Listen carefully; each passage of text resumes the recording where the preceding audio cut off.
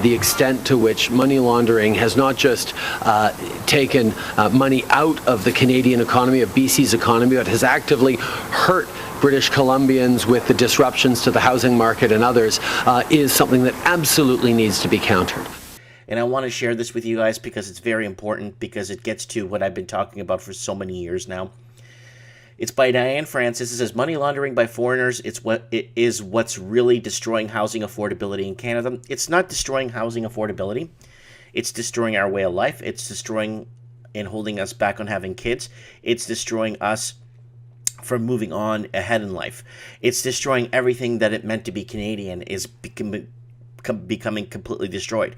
I had to leave the city I was in because I'm not paying $2.4 million for a detached bungalow that's built in 1910.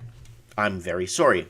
Minister, you've recently made changes to the criminal code, not the Minister of Justice, in regards to the money laundering regime we have here in Canada. You've made it effectively where big corporations can get a get-out-of-jail card free for money laundering. Why do you think that makes Canadians safe? Perhaps you can provide more detail on how you've come to this conclusion? C-74. Feds haven't delivered on promises to combat money laundering, and BC's Attorney General. Guys, they're not going to be investigating this money laundering thing. They're not going to bother with it. And I'm going to be really frank with you guys. It's helped our GDP. Criminals have helped our GDP. And Better Dwelling has put up several articles already saying, basically, Canada's GDP and economy is dependent on criminals. Destroying housing affordability. Money laundering, BC, listen to this. Money laundering in every English country. Australia, Vancouver is a money laundering hotspot. Billions laundered in Toronto. Colleges connected to money laundering. Mike of the Night, money laundering. Canada's GDP needs money laundering. So this is the article I covered here from Better Dwelling. Where's Mike Martin's here? Mike Martin's channel. Thanks for joining. So Canada would be in a recession without money laundering. Division 20. You've made a change that includes a schedule in the criminal code that includes money laundering that gives effectively large corporations a get-out-of-jail card. Do you not remember your own legislation? Senator Campbell, I'm sorry to bother you at the moment. Worth Global News, you're a director of compliance with Great Canadian Gaming. Can you tell us about any comments about the money laundering that's occurred at River Rock Casino? I have no idea what you're talking about. Thank you very much. Senator, you serve the Canadian people, but as a director for Great Canadian Gaming, you serve shareholders. Is there a conflict of interest there? That's it? It's just I checked this about the Senator, excuse me, is there a conflict of interest in you serving Great Canadian Gaming as a director? Senator, can you tell us how much you earn as a director for Great Canadian Gaming? Revive millionaires' migration. So they want to revive millionaire migration. Okay. I'm going to show you what we're talking about in the next article.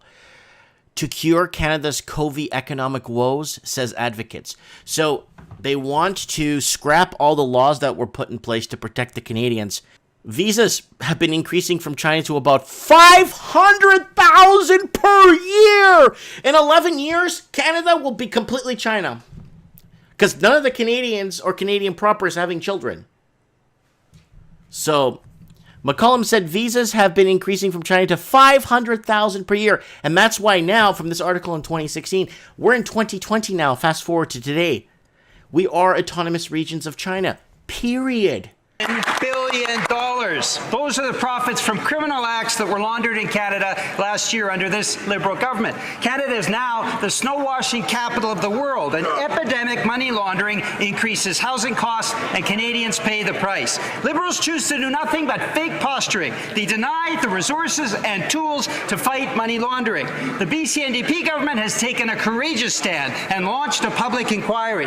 Will the Prime Minister show some courage and initiate a joint public inquiry cooperating with the government of British Columbia? Hello. The Honourable Minister of Border Security. Mr. Speaker, in fact, our government takes the threat posed by money laundering and organised crime to Canada's national security and the integrity of our financial sector very seriously, and that's why in Budget 2019, Mr. Speaker, we brought forward new measures to improve the transparency of beneficial ownership, to add $68.9 million to the RCMP and $50 million to CRA's real estate audit teams. And Vancouver has been transformed by Chinese immigration, completely transformed the city. and just completely turned it on its head, right? Then what happened was there was a white exodus and Aboriginal exodus. Aboriginals and whites leaving Metro Vancouver. So there it is, tens of thousands of whites and Aboriginals leaving Metro Vancouver for other parts of the province in 1 year period ending July 2016. It coincides with this, 2016. So you see what's happening here? So all these people leave, city becomes transformed. And you know, one city in the Commonwealth that's got transformed pretty much in a span of 2 little years, Dublin, Ireland. The first thing that struck me is the report in British Columbia said $7 billion, but that's just a small part of the money. Where is the rest of the money being laundered? You know, money laundering is a transnational organized crime problem, but unfortunately, as a result of some of the challenges we've seen in this country with respect to the transparency of beneficial ownership and even the resources necessary to enforce our laws and to prosecute these offenders, we've seen other criminals who are laundering their money through a number of instruments in Canada. We've seen it in the BC casinos. We know it's been affecting their housing market as well. But it's not just limited to British Columbia as well. It's really important to recognize this is a problem that exists right across the country. That's exactly why we've taken some very significant steps. The Prime Minister gave me responsibility to bring forward new regulations, to develop new resources, and to develop better coordination of the intelligence gathering, the enforcement, and the prosecution of these offenders. Blaming the Harper government for a $40 billion money laundering problem? No, absolutely. Let me be really clear. What I'm concerned about is how do we deal with it now? How do we fix the problem now? So here it is. Then it leads to this, that Canada would be in a recession without money laundering.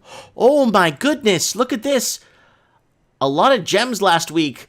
BC's money laundering report. So they had the report going on. So they've gotten from 2011 to 2015, and they found out that $200 billion was laundered through Canadian housing. Or it has to be housing. Can I tell you why I know it's housing? Because it excludes reinvestment typical in the layering and integration process of money laundering. So that means when they say that, that's actually something the mafia does, where they actually open a store in a mall, and then they put their taxes through, they pay their wages, they contribute to the infrastructure. So the mafia actually does a good thing because they pay their taxes and actually clear that money, right? So, but unfortunately, when they're doing it through real estate, and Canada has this open window here to come on in, bring your money, transform our city, kick our locals out, guess what, guys?